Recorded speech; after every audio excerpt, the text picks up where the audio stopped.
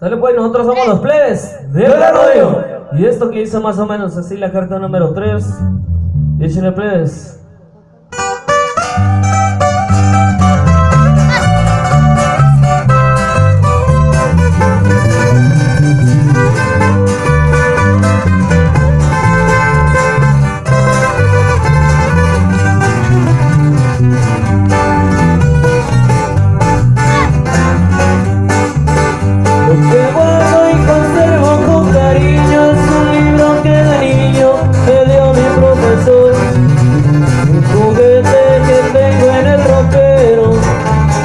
Cartas que me hablan de tu amor.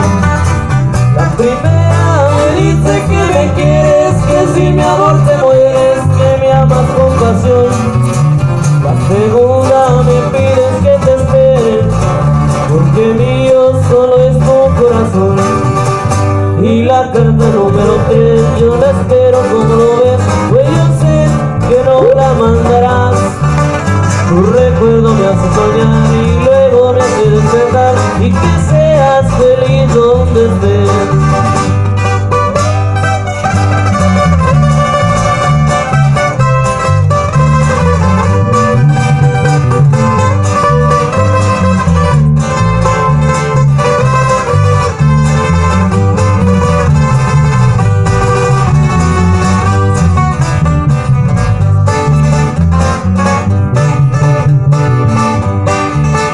Lo que guardo y conservo con cariño es un libro que de niño me dio mi profesor, un juguete que tengo en el ropero y 2 cartas que me hablan de tu amor.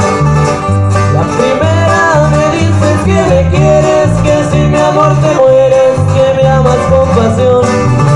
La segunda me pides que te espere, porque mío solo es tu corazón. Y la carta número 3 yo la espero como lo ves, pues yo sé que no la mandarás. Tu recuerdo me hace soñar y luego me hace despertar, y que seas feliz donde estés.